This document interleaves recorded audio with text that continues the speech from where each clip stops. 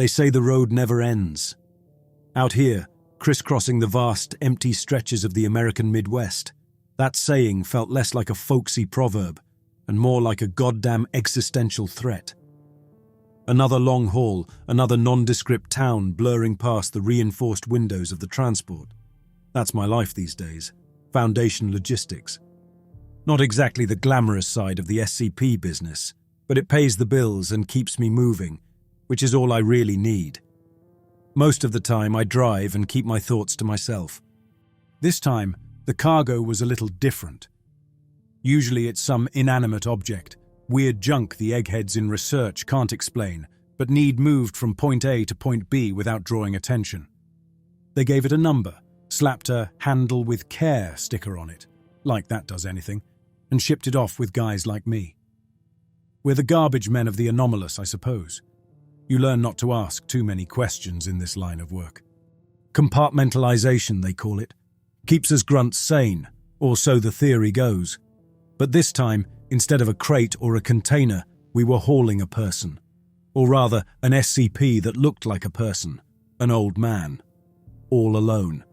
SCP-1440, the manifest stated. But manifests never really capture the weirdness of these things. My partner, Wade, was humming some off-key tune under his breath, tapping his fingers on the dashboard, oblivious as usual. Wade is, well, Wade. Good guy, solid driver, not one for deep thoughts. He took things at face value, which probably made him better adjusted than me. Part of me envied that. It is simpler that way. I glanced in the rearview mirror, checking the secure compartment where our passenger resided. Level 2 clearance meant I knew the bare minimum. The old man from nowhere, as some nicknamed him, low-risk anomaly, requires relocation. Avoid prolonged conversation. That was the part that stuck with me. See, the Foundation has rules, lots of them drilled into you from day one. But experience teaches you that the real world, especially the world of the anomalous, doesn't always fit neatly into their little boxes. And sometimes, low risk just means they haven't figured out how dangerous something really is yet. Or they have, and do not want us to know about it. I'd been with the Foundation long enough to know that low risk could mean anything from slightly odd to keep your distance and pray. 5 years driving for them, after the accident, after I lost. Well, it doesn't do to dwell. 5 years, and I'd seen my share of strange. Objects that made you weep uncontrollably, structures that rearranged themselves, entities that could mimic the voices of your loved ones. Nothing had broken protocol until now. Not that the higher-ups would see it that way. They are not on the ground, they push papers in offices and see anomalies as files to approve, not things to deal with daily. The pickup was at a remote outpost just outside what remained of Red Rock, a speck of a town swallowed by the prairie. The outpost, like most Foundation sites, was designed to be invisible, blending seamlessly into the landscape. To the untrained eye, it was just another abandoned farm, a relic of the Dust Bowl days. But beneath the weathered exterior lay a state-of-the-art facility. It was late afternoon when we arrived, the sun a molten disk sinking towards the horizon. We were met by a welcoming committee of two, a tired-looking researcher in a stained lab coat and a stern-faced security agent who introduced himself as Chief Taggart. He had a firm grip and a gaze that could curdle milk, and the permanent air of a man who took his job very, very seriously. You get used to their type in the Foundation. "Ramsey, Wade," Taggart said, his voice clipped. "This is SCP-1440.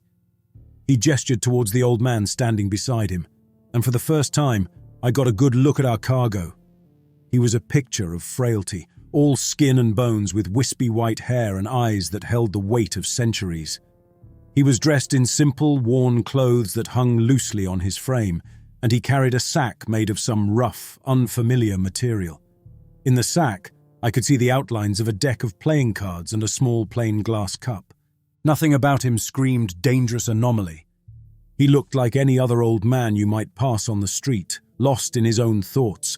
perhaps waiting for a bus that would never come. He doesn't look like much, Wade commented, stating the obvious. Taggart shot him a withering look. Appearances can be deceiving, Wade. SCP-1440 is to be treated with the utmost caution. No unnecessary delays, no deviations from the route, and absolutely no prolonged conversation. Is that understood? Crystal, I replied, my eyes fixed on the old man. There was a sadness in his eyes, a deep, abiding melancholy that resonated with something within me, a past I try not to revisit. I had an uncharacteristic urge to speak to him, to offer some small comfort, maybe just acknowledge his presence as another human being. But then, I noticed his hands resting in his lap. They weren't just still, they were clenched, knuckles white, as if he was bracing himself, holding on for dear life. It wasn't the tremor of fear, but the rigidity of intense, suppressed tension. That's what gave me pause. This wasn't just an old man scared of his new surroundings. This was a man struggling with a burden far greater than any of us could see. "Any questions?" Chief Taggart asked, looking from me to Wade, daring us to challenge him. "Just one," I said, unable to shake off the feeling that there was more to this than met the eye. "Why the restriction on conversation? What's he going to do? Bore us to death with stories of the good old days?" It was meant as a quip, but came out a little harsher than I had intended, fueled by my unease. Taggart's jaw tightened. His anomalous properties are unpredictable. Limiting interaction minimizes the risk. That's all you need to know. His tone left no room for further discussion. We loaded him into the transport, a modified heavy-duty truck, its cab separated from the rear compartment by a thick wall of reinforced steel. It was designed to withstand just about anything short of a direct hit from a small missile. Probably overkill, but with the Foundation you never knew. A small rectangular opening, maybe a foot wide and half as high, was set into the wall, covered by a sliding steel panel on our side. When closed, it was just a solid wall. When open, it provided a direct, unobstructed view into the compartment and allowed for communication. The old man settled into the secure compartment without a word. A stillness settled about him, an eerie calm that was more unsettling than any overt display of hostility. It was like he was conserving his energy, waiting for something. Or maybe he was just used to it. The whole being locked up and carted around thing. Before closing the panel, I paused, looking at him. He didn't react, didn't even look up. He was just sitting there, staring straight ahead as if lost in thought. I slid the panel shut, the sound echoing in the confined space of the cab. The first few hours of the drive were uneventful. We followed the designated route, a seemingly random sequence of highways and back roads that snaked their way across the country. The Foundation, in its infinite wisdom, had determined that this was the safest way, though the logic behind it escaped me. It seemed to me that we were more likely to attract attention by sticking to the back roads. But what did I know? I was just the driver. "So," Wade began, his voice a little too loud in the confined space of the cab. "What do you think this old-timer did to earn himself a one-way ticket across the country?" "Your guess is as good as mine," I replied, keeping my eyes on the road. "Maybe he's a bank robber," Wade continued, "or a spy. Or maybe he's just some crazy old coot who thinks he's Napoleon." "Maybe," I said non-committally. I doubted it was anything so mundane. The Foundation didn't get involved in cases of ordinary criminals or the mentally ill. They dealt with things that defied explanation, things that threatened the fabric of reality. And something told me that he was far from ordinary. The way he carried himself, the sadness in his eyes, the cryptic remarks from Taggart, it all pointed to something more, something significant. "You smell that?" I asked suddenly, sniffing the air. A strange metallic odor had begun to permeate the cab. It was like licking a battery, sharp and unpleasant. Wade sniffed, his brow furrowing. "Yeah, what is that? Smells like burnt wires or something." A beat of silence, then a sharp crack echoed in the distance, followed by a low rumble like distant thunder. The truck shook slightly, the steering wheel vibrating under my hands. "What was that?" Wade asked, his earlier levity gone, replaced by a note of concern. He too had felt the tremor. "I don't know," I said, scanning the road ahead. The landscape was flat and empty, nothing but fields of dry grass stretching out to the horizon. There were no other vehicles in sight, no signs of any construction or blasting. It was as if the earth itself had hiccuped. I reached out and slid open the panel in the bulkhead, peering into the compartment.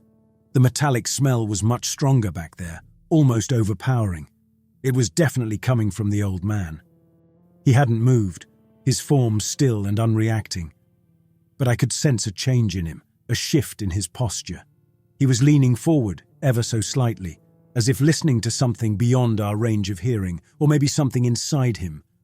A storm was coming, I could feel it, a knot tightening in my stomach, and somehow I knew that the old man was at the center of it. As if on cue, the voice of our dispatcher, Agent Lee, came through the radio, crisp and urgent.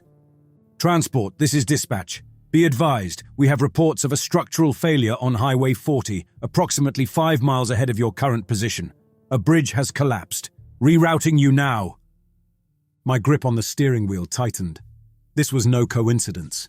That metallic smell, it had to be connected. It all added up to one thing: SCP-1440. He was doing something, I was sure of it. "Did you hear that, old-timer?" I muttered. "That was you, wasn't it?" The metallic smell intensified, stinging my nostrils. He didn't respond immediately, didn't even acknowledge my presence at first. But then, a dry, raspy voice, like dry leaves skittering across pavement, slithered out from the compartment. "The second brother. Always quick to anger. Always hungry." Then, silence. He settled back into his previous stillness, his silhouette once again a statue. I stared at the opening, confused. Was that a warning, or just the ramblings of an old man caught in a game he didn't understand? Either way, the words and the way he said them sent a fresh wave of unease through me. We weren't just transporting an old man. We were transporting a walking disaster, a harbinger of chaos. The reroute took us through a desolate stretch of highway, the landscape a monotonous blur of parched fields and abandoned farmhouses. The initial shock of the bridge collapse had worn off. Wade, usually a chatterbox, had fallen silent, his earlier light-heartedness completely evaporated. He kept glancing nervously at the rear-view mirror, as if expecting SCP-1440 to suddenly materialize in the seat beside him. Agent Lee, our dispatcher, came through again. "Transport, be advised, we've got another incident. A tornado. Touchdown outside the town of Elmwood, Kansas. Minimal casualties reported, but the town's been hit hard. Adjust your route accordingly, we are still calculating the safest path." Elmwood. That was barely 50 miles from our current location. 2 major incidents within an hour, both within the proximity of us. It was beyond coincidence. It was a pattern. "This is all connected to him, isn't it?" Wade said, voicing my own thoughts. His voice was low, as if he were afraid to break the tense silence. "The bridge, the tornado, it's the old man." "I think so," I replied, my eyes on the road ahead. "There's a pattern here. Something about the places we're passing through, the environments, it's triggering these events." "But how?" Wade asked, his voice laced with fear and bewilderment. "He's just sitting back there. He's not doing anything." "I don't know," I admitted, "but I intend to find out." I started to log everything meticulously in my notebook. The time, the location, the nature of each event, and any environmental details I could gather. The metallic smell before the bridge collapse, a sudden drop in temperature before the tornado. The more I documented, the more convinced I became. There was a correlation, a direct link between him and the escalating chaos around us. It was like he was a living, breathing storm, leaving a trail of destruction in his wake. The third incident happened just outside an industrial area. We were passing a large factory, a complex of metal and concrete, when a deafening roar ripped through the air. A massive explosion rocked the facility, sending flames and rubble skyward. We pulled over, the truck shuddering from the force of the blast. Over the radio, dispatch confirmed multiple casualties. "God damn it," I muttered, my hands clenched into fists. "This has to stop." "What are we going to do, Alex?" Wade asked. "We can't just keep driving him around letting this happen. We're supposed to be preventing these things, not causing them." "I know, Wade, I know," I said, my mind racing. I knew I had to act. We need to talk to him, really talk to him. This was against every protocol, every warning from Taggart, but we couldn't just sit back and watch as the body count rose. We needed answers. "Are you crazy?" Wade exclaimed. "Taggart said no prolonged conversation. He said it was dangerous." "It's more dangerous not to," I retorted. "Look at what's happening. We need to understand what's going on, and he's the only one who can tell us." Ignoring Wade's protests, I pulled the truck over to a deserted rest stop. It was nothing more than a patch of cracked asphalt beside the highway, with a couple of rusted picnic tables and an overflowing trash can. The explosion had shaken Wade badly, and I knew I had to handle this delicately, at least as delicately as one can handle defying a direct order from a superior officer. He was clearly petrified, struggling to light a cigarette with shaking hands. "Look," I said, trying to keep my voice calm and reassuring. "I know this is against protocol, but we have to try something. We can't just keep driving blind. You want to keep doing this job? You want a promotion? What do you think is going to happen to us if we roll up to the destination with half the Midwest in ruins behind us?" I killed the engine and set the parking brake. "I'm going to talk to him. Stay here. Keep an eye out." Before Wade could voice another objection, I hopped out of the cab and walked around to the back of the truck. The rear of the transport was nondescript. Reinforced steel, no windows, just a single heavy door secured by a large, industrial-looking lock. This wasn't like a regular door handle. It was a thick, rotating bar that had to be unlocked with a heavy key and then turned to release the internal locking mechanism. The metallic scent was already strong back here, even before I opened the door.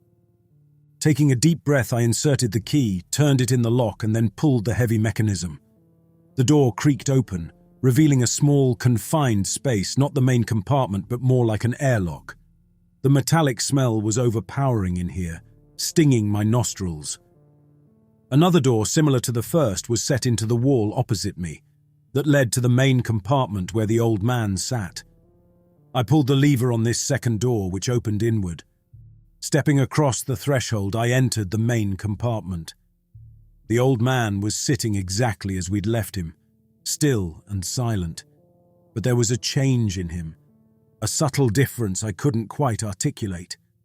It was as if the air around him was charged, vibrating with an unseen energy. "We need to talk," I said, my voice echoing slightly in the confined space. He didn't respond immediately, didn't even look up.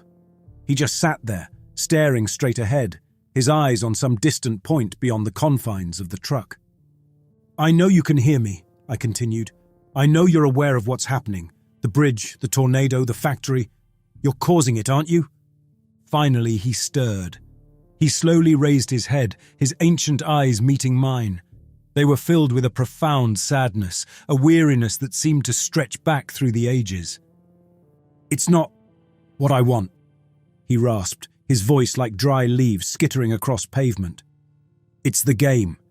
The endless game." "What game?" I asked, leaning closer, my curiosity overriding my apprehension. "What are you talking about?" He sighed, a long, drawn-out sound that seemed to carry the weight of the world. "A path, laid out by forces I cannot fathom, leading me to places I wish I could avoid. But why?" I pressed, desperate for answers. "Why does it cause all this destruction?" "The second brother. He delights in chaos, in suffering," the old man whispered. "He feeds on it, grows stronger." His words were cryptic, but they were enough to confirm my suspicions. enough to fuel my determination to find a solution. He wasn't a monster. Not willingly, at least. He was a victim, trapped in a cycle of destruction he couldn't control. The third, he continued, his voice regaining a sliver of strength. He holds the key, but where is he? I've searched, for eons, across lands and times, yet he remains hidden.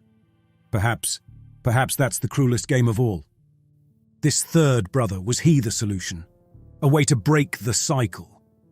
The thought ignited a spark of hope within me, a fragile ember in the gathering darkness. I spent the next hour coaxing information from him, piecing together fragments of his story like shards of a broken mirror. He spoke of a compulsion, a force that drove him onward, a predetermined path he couldn't deviate from. And the Foundation, in their ignorance, was making it worse. Their strategy of constant relocation was like throwing gasoline on a fire, exposing him to more and more people, more places, fueling the destructive cycle. They tried to help, these men in their uniforms, he said at one point, a hint of pity in his voice. But they don't understand. They're just moving the pieces on a board, a game set by another, a game I can never win. When I finally emerged from the compartment, stepping back out into the cool night air, I felt like I'd aged a decade. I shut and locked the heavy doors, then walked back around to the driver's side and climbed back into the cab. Wade was in his seat. He had a cigarette in his hand, probably his third. He looked as though he'd seen a ghost. Or maybe he just realized how far outside of protocol I had just stepped. Either way, he looked up as I settled into my seat. "Well?" he asked. "We're doing it wrong. We have to get him off this route. There's a place, a specific location I think he's being drawn to, and I think that's where we need to take him." I pulled out my notebook, the one I'd been using to log the events. I cross-referenced the locations of the disasters with geographical data and the Foundation's records of anomalous energy readings, information I had accessed through the truck's onboard computer. A pattern emerged. A terrifying but undeniable pattern. The areas affected weren't random. They correlated with places of high anomalous energy. "Look," I said, showing Wade the data. "There's a convergence point, a place where all these lines intersect, a place where the fabric of reality might be thinner." "And you think that's where he needs to go?" Wade asked, skepticism etched on his face. "It might be the key to stopping all this. It might be where he can find this third brother he keeps talking about, a way to end his curse." "This is insane, Alex," Wade said, shaking his head. "We're talking about going completely off-book, defying a direct order from Taggart. We could lose our jobs, our clearances, everything. Or," I countered, "we could save lives." I could see the conflict in his eyes, the fear warring with hope, or maybe just desperation. He looked at me for a long moment, then let out a heavy sigh. "You're really serious about this, aren't you?" "Dead serious," I replied. He took one last drag of his cigarette, then carefully stubbed it out in the small, overflowing ashtray. "All right," he said, his voice resigned but resolute. "Let's do it. But if we get caught, I'm blaming you." "Fair enough," I said, a grim smile touching my lips. I knew we were taking a huge risk, potentially making things much worse. But I was convinced, down to my core, that this was the right thing to do, the only thing to do. Somewhere, out there in the vast emptiness of the American heartland, a convergence point awaited, a place of unknown power and potential salvation. We were headed straight for it, and the storm, it seemed, was only just beginning to gather. We were rogue agents now, having severed our ties to the Foundation, at least for the time being. The thought was both terrifying and exhilarating. We pulled back onto the highway, leaving the rest stop behind. 2 men in a truck against a world that didn't understand, heading towards a destination that might not even exist. The first few hours were tense. I expected to see Foundation vehicles bearing down on us, sirens wailing, lights flashing, but there was nothing. Just the dark, empty highway stretching out before us. The convergence point was a remote location, nestled deep in the badlands of South Dakota, an area known for its strange geological formations and a history of unexplained phenomena, even before the Foundation started cataloging such things. It was a place the Foundation actively avoided, a blind spot in their carefully constructed map of the anomalous world. A place where the veil between realities, if the old man's cryptic ramblings were to be believed, was thin. As we drove, I explained my theory to Wade, laying out the evidence I had gathered, the correlation between the disasters and the areas of high anomalous energy. He listened intently, his initial skepticism slowly giving way to a grudging acceptance. He was still scared. I could see it in his eyes, but he was also starting to believe, to hope that maybe we were doing the right thing. "So this convergence point," Wade said, his voice hesitant. "What do you think will happen when we get there? When he gets there?" "I don't know. Maybe it'll neutralize his effects. Maybe it'll be where he finds this third brother he keeps talking about. Or maybe—" I trailed off, unwilling to voice the darker possibilities. Maybe it would amplify his power, unleash something even more catastrophic. The closer we got to the convergence point, the more intense the old man's effects became. The metallic smell in the cab grew stronger, almost unbearable at times, like sucking on a mouthful of pennies. We started experiencing electrical disturbances, the truck's instruments flickering erratically, the headlights dimming and then flaring with blinding intensity, and the radio spitting out bursts of static that morphed into distorted, almost human-like wails. The environment outside the truck began to mirror the chaos within. We drove through a sudden, violent hailstorm, a maelstrom of ice that came out of nowhere. The hailstones weren't just large. They were jagged, monstrous things, some the size of baseballs, that pounded against the reinforced windshield with the force of cannon fire. I fought to keep the truck on the road, the steering wheel bucking in my hands. The hailstorm eventually subsided, but it was replaced by something far worse. An eerie, unnatural fog rolled in, thick and cloying, a suffocating blanket of white that reduced visibility to near zero.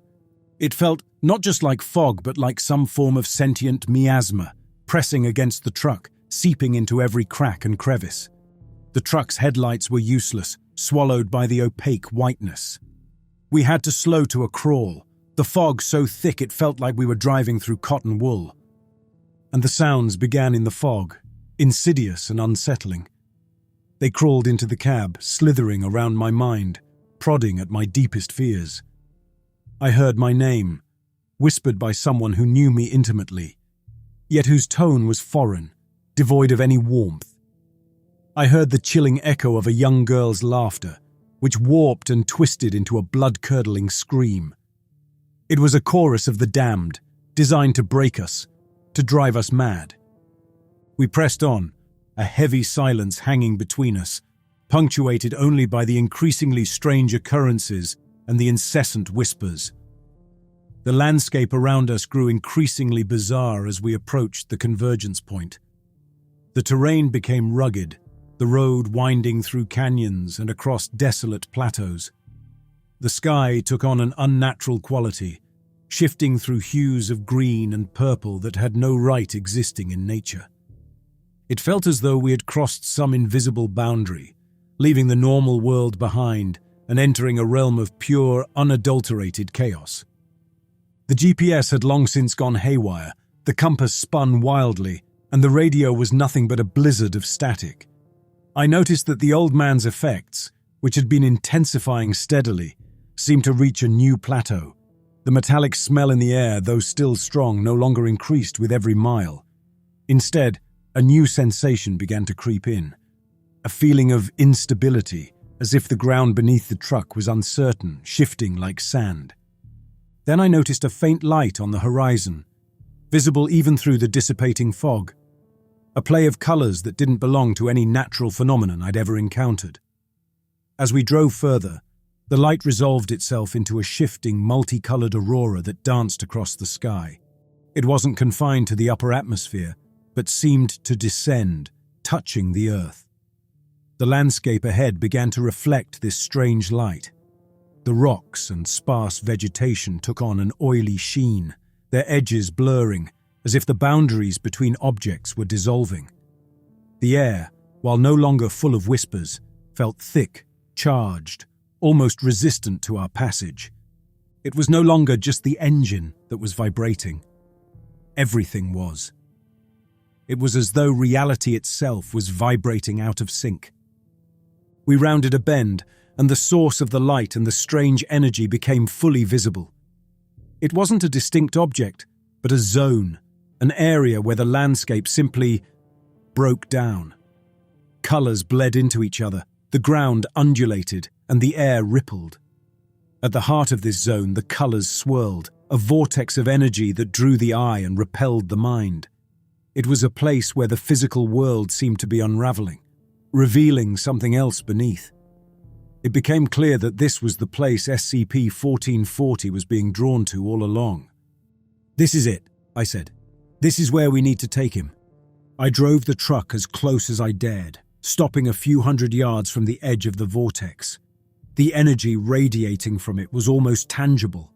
I could feel it pulling at us, at the truck, at everything around us, a silent, insistent force.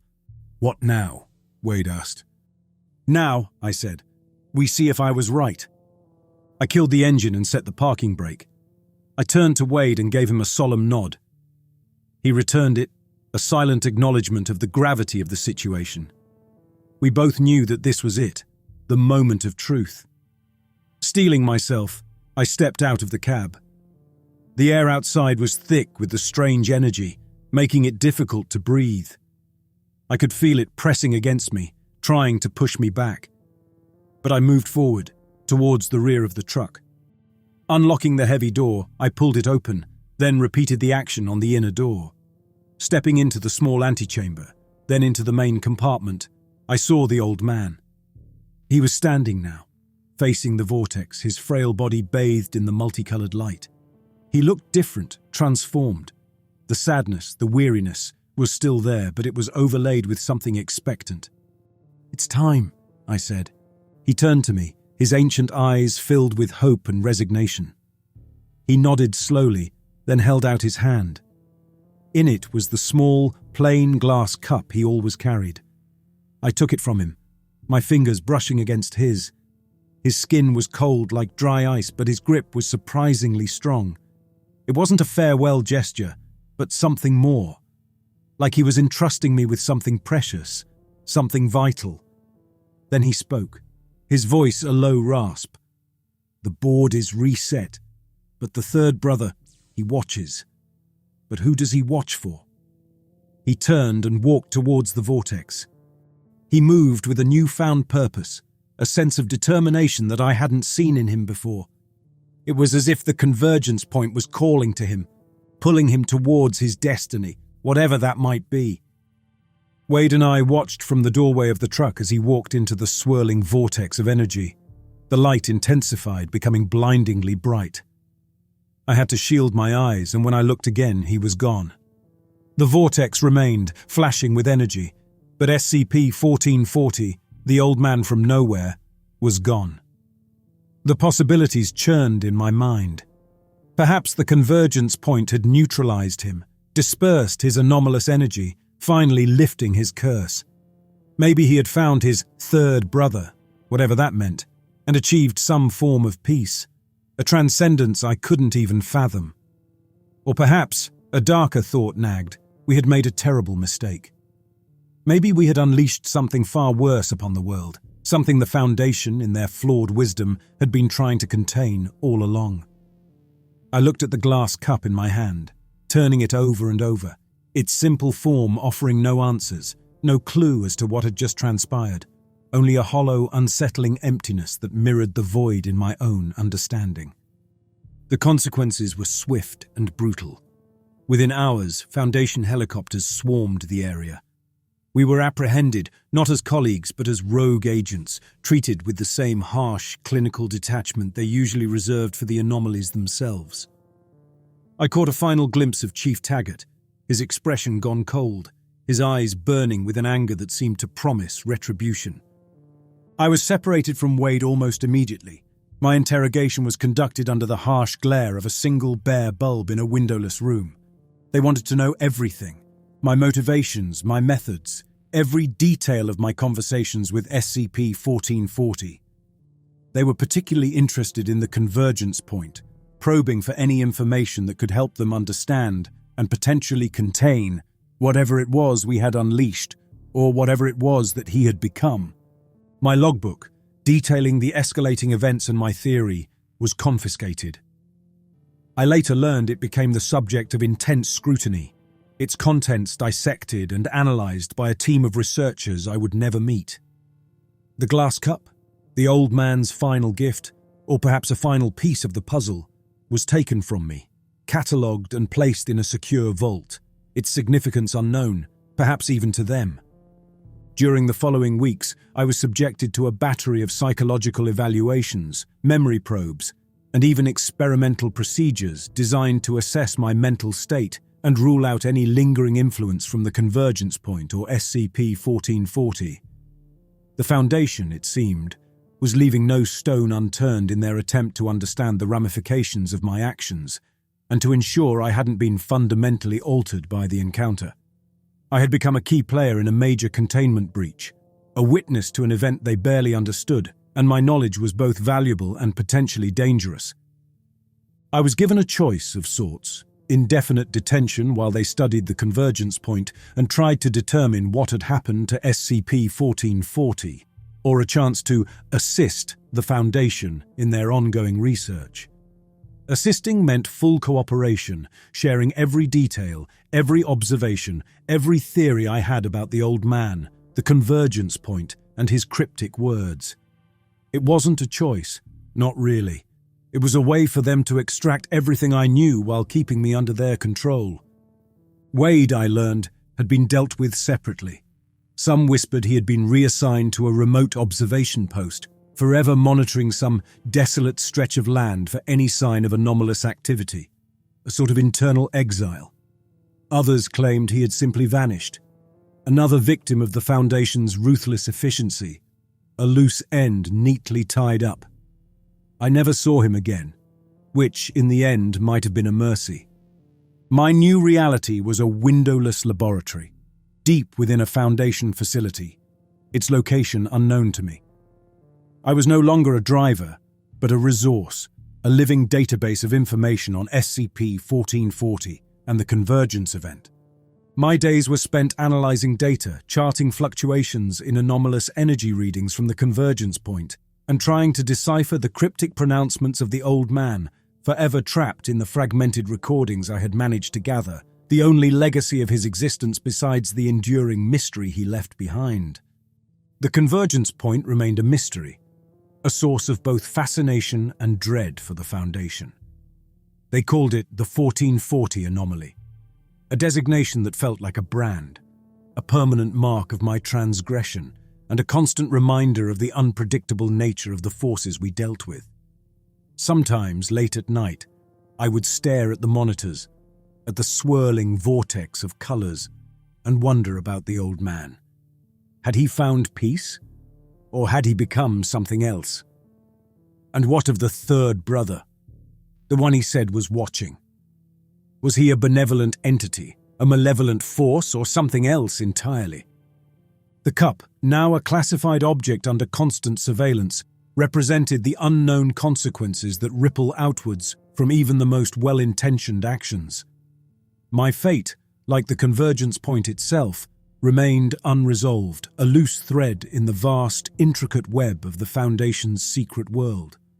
I was now irrevocably bound to that world, not as a guardian, but as a tool, forever haunted by the choices I had made, the old man's final cryptic words, and the knowledge that my attempt to help had thrown me into a gilded cage, my every memory and thought subject to the Foundation's insatiable need to know.